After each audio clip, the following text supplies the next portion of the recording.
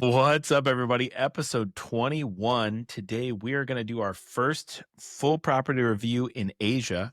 This one is a pretty exciting one. We are at the Ritz Carlton Hong Kong in West Kowloon.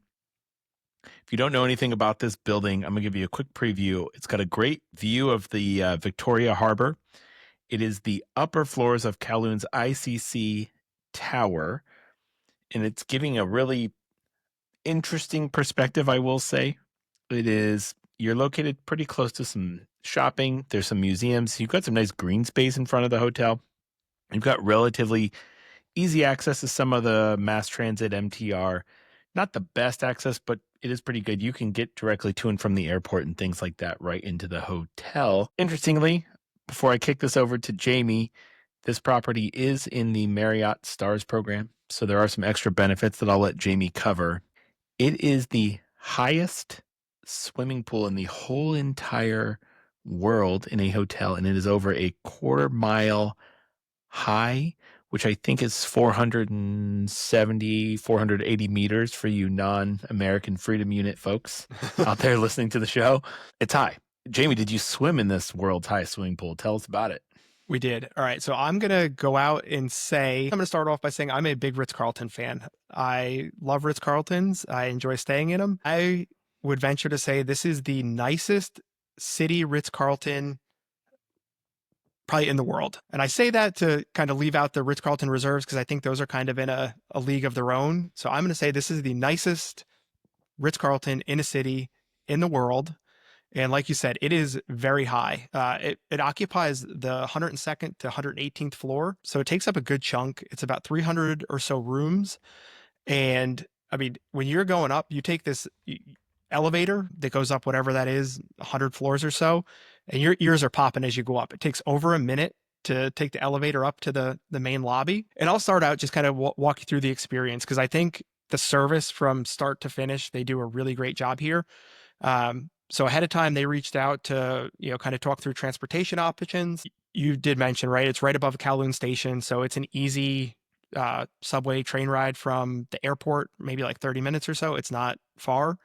But they have some really nice luxury options. We opted to take a Rolls Royce that picks you up at like this private terminal at the Hong Kong airport. So go down. They've got it's actually a house car, so they don't hire it out. They actually have these cars sitting ready for you to use, or for a fee. But they'll come pick you up, brought us back.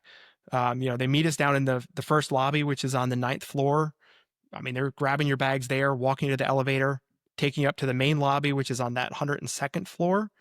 And from there, they take you right to your room and actually do the check-in in room if it's available. So we had I think it was considered a harbor view room. Now, we were above the clouds, so the first night when we checked in, we couldn't see anything. So it could have been a view. They could have told us it was a view of, the Statue of Liberty, and we wouldn't know because it was very cloudy up there. One thing we joked about is, as they're checking us in, they're like, "Hey, just to let you know, if you see somebody outside your window, like, don't be startled.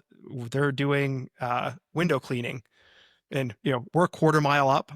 Me and my buddy, who are both terrified of heights, we were talking about how much money you would have to pay us to go out and watch these windows. And I don't think there is a number high enough to get me to do it. I mean, even just looking out, it's crazy how high this place is. But kind of go into it, right? So we stayed in a double room. So, very luxurious. I mean, the bathroom was really nice. All the, the soaps and stuff were, can't remember what brand it was. It might have been Bulgari, or it was definitely a luxury. It was really nice soap and finishes and everything. The pool, the fitness center. I think these were some of the rooftop bar were some of the highlights of this hotel that I'll hit on.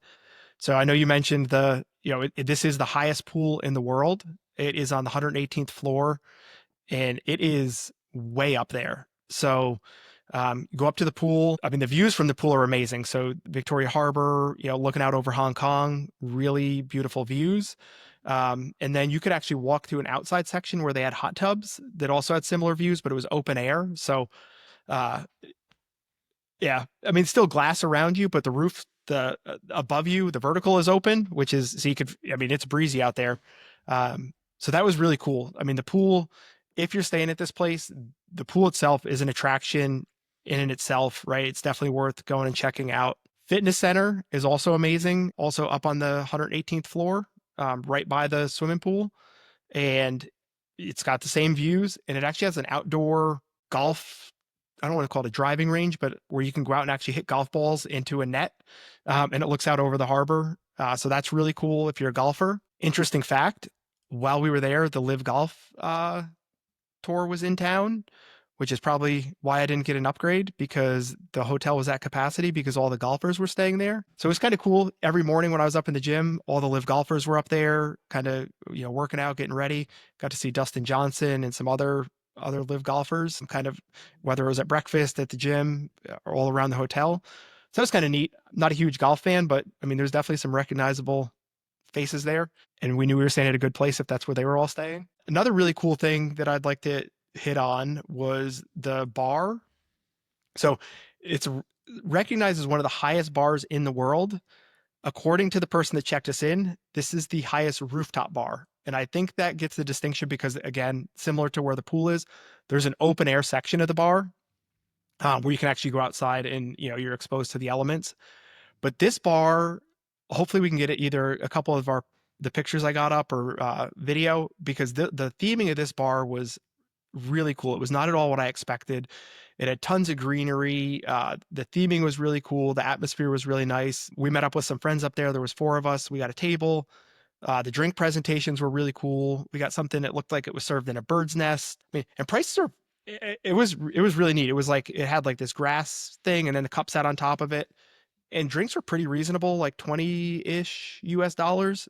I mean, luxury hotel, tallest bar in the world. It was pretty cool. I've got to imagine too, the man, that bar's got to be a killer spot for New Year's Eve, like being that high above the harbor. I mean, what's crazy to think is you're probably so high you're looking down at the fireworks show. Like the fireworks are probably blowing up below you, right? And that's got to be a pretty unique experience. And I mean, the Hong Kong New Year's Eve show, I've seen like videos of it before, and it looks really cool. So I'd have to imagine that's got to be a fun a great use of that bar and a stay if you happen to be in town.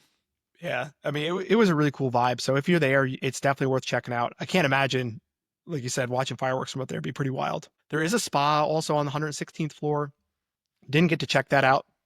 Excuse me. But I imagine that has to be one of the highest spas in the world as well, right? Like, pretty cool there. Trying to think what else is worth highlighting here. The breakfast every morning, which is included with the STARS program, was really nice. They did a bunch of, you had egg and omelet station. They did different like noodle bowls made to order, so you could pick what you wanted in it. Tons of dim sum, just tons of fresh fruit. I mean, it was just a really great layout for breakfast. So the views again, I mean, you're on the 102nd floor is probably where breakfast was. So you're still getting these crazy views of the harbor. We enjoy doing that each morning. Didn't get to check out club level, but like many Ritz Carltons, they have a really great club level. And if you haven't done a Ritz Carlton club level, it's not your traditional like club lounge. They do 5 presentations of food and drink every day, and it is done really well, really high end. So I don't know that I would do it in Hong Kong because there's so much good food outside the hotel. But Ritz Carlton in general does club level better than probably any other, major brand property out there. Hitting on food a little bit. Again, we did most of our dining kind of out while we were roaming around, but this Ritz is home to 2 Michelin starred restaurants. So there is an Italian restaurant, and I may say some of these wrong, Tusca D'Angelo. So that is a Michelin starred Italian restaurant. And then Tin Lung Hien, which is a Michelin starred Cantonese restaurant. They both have to be really great, I imagine, to receive these Michelin stars. The Cantonese one, it is a wall of windows and looks pretty amazing, and the Italian restaurant as well, right? So you're going to get these great views from either one of those. Can I just make a weird comment? The Italian food in Hong Kong is really good. And I don't think that's something you would expect. So don't poo-poo the idea of Italian food in Hong Kong. There's a lot of it done really well. I mean, they're obviously already good with noodles, right? If you're just using your brain there. But yeah, there's a couple Italian restaurants. I run with some guys that used to live and work in Hong Kong that are bankers. And they have like a favorite Italian restaurant in Hong Kong as well. And someone was clowning them for that. And they're like, no, the Italian food is really good there. And I've had some Italian food as well. So just because I just know you threw it out there, and I know some people are going, I'm not eating Italian food in Hong Kong. They're outside of Italy, Hong Kong is probably one of the better places to be eating Italian food. So just, especially if you're on a long, like we're going to Asia this summer and we're going to be there for like 6 weeks. And, after you've been in Asia for 6 weeks, some Italian food sounds nice, a little change up. So don't be opposed to eating Italian food in Hong Kong. That's all I'm saying. I'm actually glad you said that because when I saw that one of the Michelin starred restaurant was Italian, I was kind of like, I was thinking that's weird. That wouldn't be what I would be ordering if I was in Hong Kong. But again, if I was there for an extended period of time, you can only eat so much dim sum and noodles and stuff like that. So it is probably a nice change of pace. It is attached to Elements Mall, which must be a good mall because when I checked in, the lady checking me in goes, "Oh, are you here to go shopping at the mall?" And I was like, "No, not really." But after walking through it, it's pretty impressive. It's got every luxury designer brand you could ever imagine. Um, it's got Rolexes, Bulgari, like you name it, it's got it. Tons of great dining in the mall. So it rained quite a bit while we were there. So it was nice to not have to walk outside, right? You could walk through the mall to go get something to eat or, get to the train station, things like that. I know you mentioned it's not the most accessible place, but we found that Uber was pretty reasonable. So we used Uber quite a bit, especially because it was raining. It was like, we didn't want to walk to a train station. It just drops off at the door. So we Ubered pretty much everywhere and found it reasonable. And I mean, usually a 2-minute wait, 3-minute wait, something like that. Yeah, that is a good tip. I mean, for perspective, the base fare for Uber, I just pulled it up real quick because I thought I was right, is 20 Hong Kong dollars, which works out to 250. Yeah. So you're only starting, most stuff was reasonable. You're only starting at 250. I mean, you can get around town for, I think we Ubered a lot when we were in Hong Kong last. I mean, $20 will pretty much get you anywhere in Hong Kong. Yeah, so I would agree. It is very reasonable from that standpoint. One other thing, because we diverged a little bit from food, I wanted to touch on. For those of you that do not know this, one of my favorite things about Ritz Carlton is they have their own proprietary coffee brand called First Drop Coffee, and it's exclusively used only at Ritz Carlton hotels. It's from, they either get it from farms in Mexico or Brazil, and then it's brewed a specific way. They only sell it at Ritz Carlton's. And that is a great, if you like coffee, it's very reliable. And the thing is, it's at every Ritz Carlton. So if you've been to a Ritz Carlton and you like Ritz Carlton coffee, especially when you start getting into some of these places that don't have as much of a coffee culture as the United States or Italy or Japan, it's good to know that there's always good coffee there and it's consistent. It's the same. And I did look, they do serve it there. They have some really nice, it looked like they have a coffee shop or a little cafe set up really high up as well. So you've got some good viewing with a nice espresso machine. They've got this coffee. And that's just another universal point to touch on about Ritz Carlton that I personally do like, is that you've got a consistent coffee brand across the board. I do like that you hit on the coffee quite a bit because I would say most people are coffee drinkers. While I'm not, a lot of people are coffee drinkers. So I think it's good hitting on that. Yeah, and I will say, like Waldorf Astoria, we talked about last week, they have a really good coffee, but it's not in every property. Like some properties use their own, and it's super disappointing because like you'll go to one Waldorf and you're like, man, this Waldorf coffee is great. And then like, for example, the Waldorf Astoria Grand Wailea doesn't seem to use the Waldorf coffee, and it's kind of crappy coffee. As far as I know, I don't know about all the Ritz reserves, but I can't imagine why they wouldn't. But every Ritz I've ever been to, it literally, like when you look at the bags, it says like Ritz Carlton, made for Ritz Carlton First Drop Coffee. It's like they've got their own bags and everything. And yeah, that is a great, it is listen, for being at a hotel chain, it is a really good coffee that I appreciate. One nice thing with the Stars program, so this goes, Ritz Carlton, regardless of what status you have with Marriott, you're not getting breakfast. One nice thing I really like about the Stars program, so even if you have the top status with Marriott, it's worth looking at the Stars program because you'll get breakfast for 2 daily, $100 property credit, upgrade based on availability. We can get you a welcome amenity, early check-in, late checkout based on availability. But to me, the breakfast is a big one. And it's a really well done, nice breakfast. We ate it every day we were there, and it was a nice mix of like breakfast food plus the dim sum plus the noodles and things like that. So even if you hate, you're not a huge breakfast eater, come a little bit later and do the dim sum and things like that. Make it an early lunch, but the presentation was great. The service overall here was really amazing. Again, I will say this is the nicest city Ritz Carlton in the world. Like, I don't know if I would say maybe by far. I don't know. It's pretty amazing. Yeah, an interesting thing too, we covered this in our Marriott Stars and Luminescent episode, which I'll try and put a link in the show notes as well if you want to go reference that or we dig into it more. One thing too, even if you do have Marriott status, I feel like a lot of people do because it's such a large hotel chain. When you start looking at things like, are you going to get an upgrade at a property, things of that nature, you're always going to be put above someone as a stars. Like if you and another titanium or you and another platinum are at the property, in talking to a GM at a property, they said, you're going to find a priority is going to go to a stars platinum over just a regular platinum booking. So I don't know how much that necessarily does help, but if you do have a higher status, I think, it increases a chance. And I will say in a lot of places in the United States, I don't really think any of that really matters. But when you start getting into some of these Asian properties, especially, I think they're far better at upgrades and some of those service bumps. So if you do have the chance to book stars, I think that is very helpful in some of these situations. And is there a minimum for Ritz-Carlton stays with stars program? You could do one night stay with stars, which is really nice. That is very nice. Can you tell us a little bit about your room? I feel like we've talked a lot about this hotel, but we haven't dug into the room at all. Yeah, so we booked I booked the cheapest room that was available, and we did get upgraded to, I don't know if they called it a harbor view or it was definitely it was an upgraded view that we got. Again, it was pretty much sold out when we were there, and pricing reflected that after the fact. So we must have snuck in prior to Live Golf booking up these rooms because our friends that were also going to come, the pricing was outrageous by the time that they wanted to book.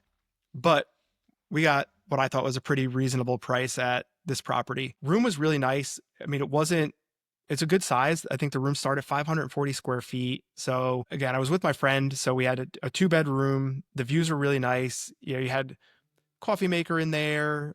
You had, kind of your standard luxury amenities. The room itself, again, laid out really well. The bathroom I really, really liked. Oh, this is actually great information. And this is a modern engineering marvel that I will hit on a little bit. Oh, the bathroom was really nice. You had a really nice deep soaking tub and separate shower stall. In the tub, you had a in mirrored television. So I didn't get to sit there and watch TV, but my kids always think that's really cool when there's a hidden TV in the mirror. But the water pressure in this shower, being up 115 floors or whatever it is, quarter mile up, it was the best water pressure I've ever had in any hotel I've ever stayed in my life. And you had the option of either just doing the regular jet shower, or it had a overhead rain shower. And the rain shower head was probably 24 inches by 24 inches. It was a really big one, where both me and the guy that went with me, we both were like, did it feel like when you turned on the overhead shower that you were under a waterfall where there was just so much water? So it was some of the best showers I've ever taken. The water pressure was amazing. We just discussed how hard it must be to get that much water up that far. That is if somebody knows how you do it, I would love to hear in the comments, do you tier it up into different, holding tanks? How do you get that much water that high that quickly? Just from the ground, just high, yeah, 60,000 PSI to the. That's what I'm thinking. I'm what those pipes must be holding. So pretty interesting. Question on your room real quick. Is there any kind of seating or easy way to view from when you're in the window? Was there a little couch or pad or something you could hang out and view out the window? So it's funny you say that. So I was actually just trying to bring up some of my pictures. I do think there was a seating area there. All right. So in the room, one thing I really liked was all the automated controls, right? So you could open the shades, open the shears, things like that from your bed. So that was really nice. Particularly, you're basically your whole wall looking out over the harbor is, all glass. So in the morning, it's nice to be able to pop that open and look out. There is a like seating bench area right by the window. So again, I'm terrified of heights. My buddy's terrified of heights, so we didn't spend a whole lot of time like over by the window looking out. But yeah, there's some really, really good views from up there.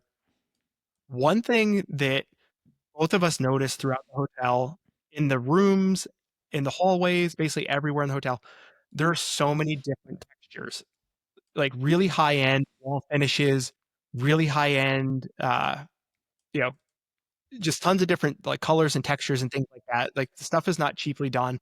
All different carved wood, leather surfaces, so like leather walls, cloth walls, things like that. So I took some pictures of it, but it was really neat to see whether it was in the elevator, in the hallways, in the bedrooms. There was just so many different like physical textures that really made it feel like a really high end, well, fit and finish was really, really well done. Just kind of a weird observation, but it was enough that like I definitely took notice of it. Yeah, and I'll say this, if you've got some big dollars to spend. I did a tour like going through the Ritz Carlton suite, it's called there. I don't want to see the price, but let me tell you, it looks like a very futuristic. You've got this insane, like huge circular room with a big circular light around you. It's got a desk on it. I wish the desk was a little circular because like everything else is in there, but it's very cool little private office. And then you've got a humongous chandelier over like a 10-person dining table with a TV. You've got a humongous living room that's got I don't know, it's got a kind of 90s feel, very like blue teal tile everywhere, a lot of blues in the decor and things. And then the whole living room is mirrored. The ceiling is all mirrored up there. It's different little vibe. Some humongous TVs in there. And then if you go around the corner, you've got a full bedroom. And then probably the biggest bathroom I've ever seen in my life. You can obviously just shower or tub overlooking Hong Kong because no other building is nearly that tall. So that's cool. And it looks like it's got a view of Victoria Peak from this side of the suite. And then it's got its own private sauna, Oh wow. which is cool. And it has like a private little mini kitchen and a big walk-in closet. If that's in your expense account, or up your budget, or you've got some entertaining and a lot of friends here, this suite looks really fun. And what was this presidential suite? What was this one? Well, it's called the Ritz Carlton suite. I think it may be the presidential suite. Yeah, so there's a Ritz Carlton suite. Okay, so yeah, it's got to be above it. Seemingly bigger. Ooh. So it looks like, yeah, the Ritz Carlton suite is the presidential suite there. It looks like 1-bedroom presidential suite, club level. What's the square footage on this puppy? I just pulled some random dates in May just to get a feel for, what we're looking at here. Okay. You can get some in the $400 to $500 a night range, which is about what I think I was at when I went. So you're getting a lot for your money, I feel like, for like a luxury city hotel. That's pretty, it's not cheap, but it's for what you're getting, it's a good value. For you to say that it's the best Ritz Carlton in the world, at For the 500 bucks a night? Hong Kong. Yeah, it's not bad. And I'll say when I'm going in June, I'm in Hong Kong in June for 3 nights, and I think it priced out $1,300 with taxes and fees, which is a great for deal. 3 nights. That's really good. Yeah. Yeah. And so I hear you there. I'm not going to stay there because we're already reviewing it and you were just there. But a lot of the comparable hotels, like the Rosewood, I think is over $2,000 for the nights I'm there. It does seem to pack a lot of value. And then I know you traveled without your kids. You were on a solo cholo mission over here. But they also do some of the cool things for kids. Like they've got like the kids safari tents and some things you can book and offer for kids, which my daughter would just be so in love with that little, it's a little bed with a little teepee and things that they offer. So that is another cool feature with kids. I think the Ritz Kids in general does a great job at every property, right? So I'm glad you mentioned that. Like this is a very like modern vibe city hotel, but they still do. I think just across the board, Ritz does a really good job with the Ritz Kids. I actually was checking out and they had like the little Ritz stuffed animals that they give the Mm. kids. And I was like, Mhm. hey, can I bring those home for the kids? And they're like, yeah, no problem. So they gave me like these little Ritz stuffed animals that had little Ritz, tied around its neck. So they definitely have stuff for the kids. That is awesome. Those touches are always nice when they're not super stingy about those things as Yep. well. That's always appreciated. Yeah, you can book club level here. I'm just pulling some random $600 a night club level. That's pretty good. Yeah, I think that was about the same for my stay. But like I said, once you've stayed here, I kind of crossed it off Yep. my list. Family suite, $800. This prices out really well. Yeah, that is really nice. And like I said, I think it's a great shout for New Year's Eve. I think we covered a lot of great other features about it there as well. We got anything else on Ritz Carlton before we head No, out? I think I hit most of it. But again, if you're thinking about it, we're happy to check out and see what we can do for you with the Marriott Stars program. Get you some breakfast, some hopefully an upgrade, property credit, some additional amenities, and look forward to hearing from you. For sure. And another note too, if Ritz Carlton isn't exactly in the area you want to be or isn't quite your speed, there's a lot of other places we can help out too in Hong Kong with different benefits and such. So don't feel like if you're not staying at the Ritz, we can't help you out. We'd love to help you out. Please follow us on social media, Travel Bros Pod, pretty much everywhere you can think of finding us. And we have a book now form on our website, travelbrospod.com. If you fill out a submission, it'll help us get back to you way quicker with a reply. And we've been booking some Las Vegas and Anguilla lately, so I'm very excited about both of those. And hopefully after this episode, we'll get some Hong Kong in there. But any trip you've got, give us a shout. If not, we'll see you next week with hopefully the best episode yet I like this that. week. And Best episode yet. next week, hopefully, will be the same as well. See ya. Awesome, guys. Thanks.